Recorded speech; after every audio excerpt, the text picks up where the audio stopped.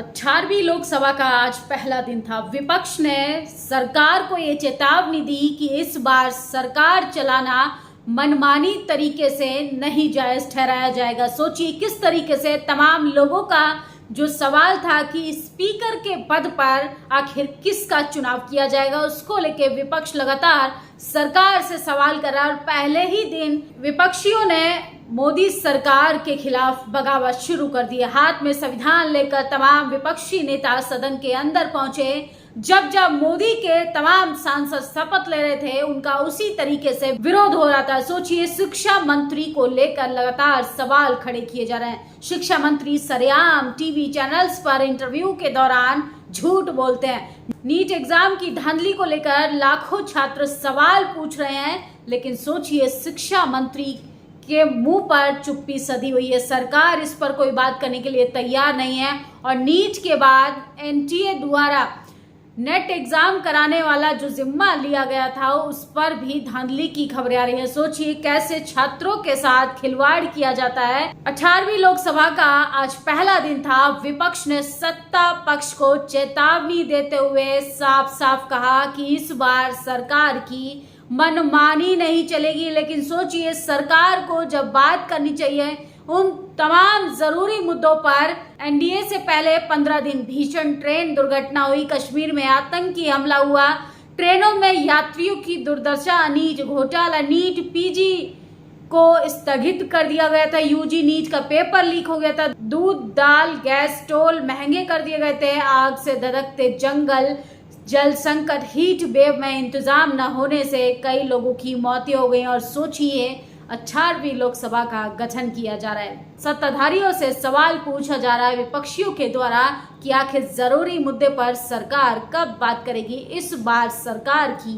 गुंडागर्दी सदन के अंदर नहीं चलेगी। तमाम लोग सोशल मीडिया पर अपनी प्रतिक्रियाएं दे रहे हैं, लेकिन सबसे बड़ा सवाल होता है कि स्पीकर के पद पर किसका चुनाव होगा। स्पीकर के पद पर क्या टीडीपी और जेडीयू का कोई स्पीकर होगा? अगर ऐसा नहीं करती है भाजपा सरकार, तो भाजपा सरकार के साथ साथ एनडीए गठबंधन में भी फूट डलने की संभावनाएं दिखाई देती हुई नजर आ रही हैं। 18वीं लोकसभा में पहले सत्र का आगाज, पीएम मोदी ने लोकसभा में ली सांसद पद की शपथ। 18वीं लोकसभा का पहला सत्र आज से शुरू हो गया है।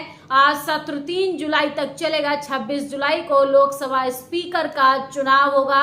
तमाम विपक्षी नेता लोकसभा स्पीकर को लेकर सवाल पूछ रहे हैं कि आखिर भाजपा का अगर लोकसभा स्पीकर रहेगा तो चीजें बिल्कुल भी ठीक नहीं होंगी। इस बार सदन जो है मनुस्मृति से नहीं बल्कि संविधान से चलाया जाएगा।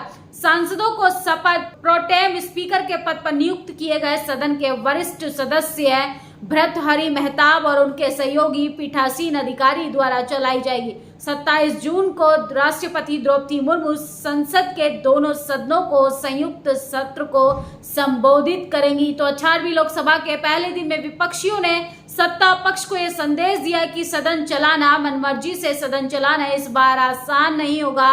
पहले प्रोटेम स्पीकर को लेकर अब सरकार द्वारा नियुक्त 3 विपक्षी पीठासीन सांसदों ने सरकार द्वारा नियुक्त प्रोटेम स्पीकर से शपथ लेने से इनकार कर दिया।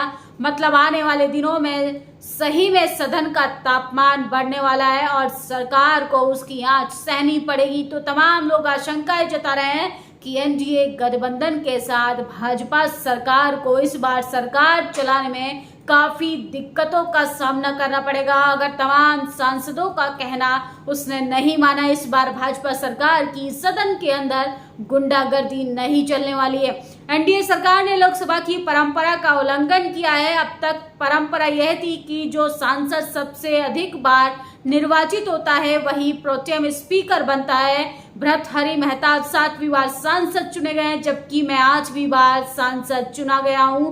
वे फिर से विपक्ष का अपमान कर रहे हैं। कांग्रेस सांसद सुरेश सिंह ने सवाल उठाया। और सोचिए तमाम जनता जो है सोशल मीडिया के माध्यम से सरकार से सवाल कर रही है, लेकिन सरकार न विपक्ष की सुन रही है न जनता की सुन रही है। मणिपुर में आदिवासियों के साथ साल भर से जारी दमन और अत्याचार के खिलाफ राज्य की कुकी जनजाति के लोग कड़ी धूप में न्याय के लिए आज मार्च निकाल रहे हैं। शांति हेतु तत्काल वीरेंद्र सरकार को बर्खास्त करने के लिए मांग कर रहे हैं, लेकिन सरकार इनकी बातों को नजरअंदाज कर रही है। भारतीय लोकसभा में लोकसभा स्पीकर का पद महत्वपूर्ण है।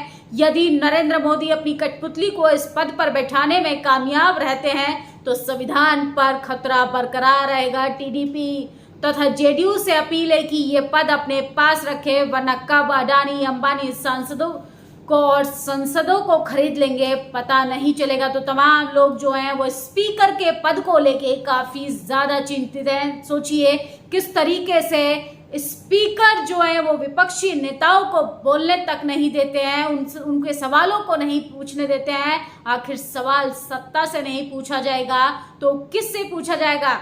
जिस परीक्षा नीट पीजी 24 का एडमिट कार्ड भी 18 जून 24 से मिलना शुरू हो गया, लगभग लाखों छात्रों के साथ खिलवाड़ किया जाए तो नीट का जो मुद्दा था वो सदन के अंदर भी उठा गया है। जब शिक्षा मंत्री शपथ ग्रहण करने जा रहे थे, विपक्षी नेता नीट नीट कहकर चिल्लाने लगे और सीकर के सांसद अमराराम ट्रैक्टर लेके बैठक संसद के लिए रवाना हुए। सोचिए किस तरीके से किसानों को नहीं आने दिया जा रहा था। देश की राजधानी में बैरिकेड लगा दिए गए थे, सीमेंटेड दीवारें चिनवा दी गई थी, सड़कों पर कीलें ठुकवा दी गई थी, लेकिन सरकार को आखिरकार अपने घुटने के बल पे आना ही पड़ा। और ये तस्वीरें देखिए, ये तस्वीरें अयोध्या की किस तरीके से मोदी के विकास की पोल खोल रही है। ये वही सड़कें हैं जहां पर अयोध्या मंदिर का निर्माण किया गया था और इन सड़कों को चमचमाकर इनका मेकअप किया गया था, लेकिन पहली ही बरसात ने मोदी सरकार की पोल खोल कर रख दी है। ये है डबल इंजन की सरकार का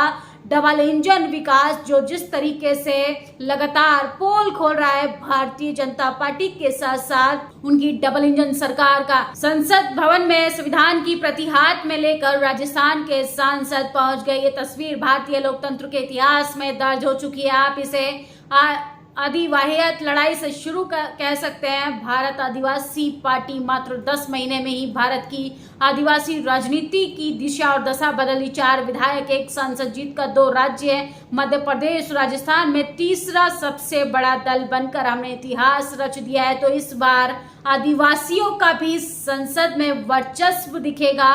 लेकिन सोचिए जो जरूरी मुद्दे हैं, विपक्षी नेता लगातार सरकार से सवाल पूछ रहे हैं। अब नीट पीजी भी स्थगित, ये नरेंद्र मोदी के राज में बर्बाद हो चुकी शिक्षा व्यवस्था एक दुर्भाग्यपूर्ण उदाहरण है। भाजपा राज में छात्र अपना करियर बनाने के लिए, पढ़ाई नहीं अपना भविष्य बचाने के लिए सरकारें चुनने के लिए लड़ाइयां लड़ रहे हैं। अब ये स्पष्ट है कि हर बार चुपचाप तमाशा देखने वाले लोग पेपर लीक रैकेट शिक्षा माफियाओं के आगे पूरी तरह से बेबस है। नरेंद्र मोदी की अक्षम सरकार स्टूडेंट के भविष्य के लिए सबसे बड़ा खतरा है। तो लगातार सरकार जो है वो पूरी तरीके से घिरती हुई दिखाई दे रही है और संविधान लेकर आज विपक्षी नेता सदन के अंदर पहुंचे। सोचिए लोकतंत्र की खूबसूरती, संविधान विरोधियों को संविधान दिखाकर उनका विरोध किया जा रहा है। जो आक्रमण प्रधानमंत्री जी और अमित शाह जी संविधान पर कह रहे थे वह हमें स्वीकार नहीं है, तो सदन परिसर में संविधान की कॉपी लाने पर राहुल गांधी ने कहा। जब देश के प्रधानमंत्री शपथ ले रहे थे तो विपक्षी नेताओं के साथ साथ राहुल गांधी ने भी संविधान दिखाकर उनको कहीं ना कहीं लोकतंत्र का, संविधान की मजबूती का एहसास कराया। मोदी की शपथ में राहुल ने लहराया संविधान। आज संसद का सत्र शुरू हुआ है। जिस समय प्रधानमंत्री नरेंद्र मोदी शपथ लेने माइक पर पहुंचे, उस समय कांग्रेस नेता राहुल गांधी ने अपने हाथ में किताब लेकर संविधान को देश के प्रधानमंत्री को दिखाया और सबसे पावरफुल तस्वीर देखिए।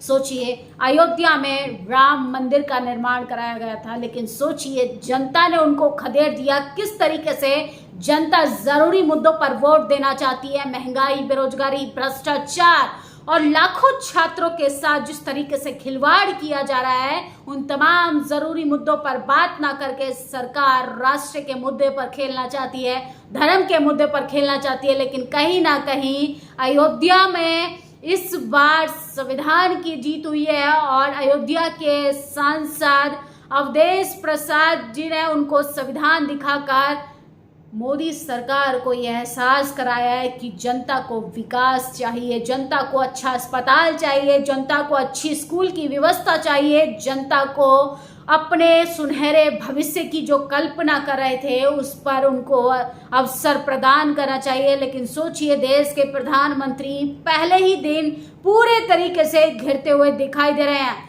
चंद्रशेखर आजाद ने आज संसद के अंदर बहुत बड़ी बात कही। मैं उनकी आवाज हूं जिन्हें इंसान नहीं जानवर मानकर सामाजिक आर्थिक आधार पर कुचला जाता है।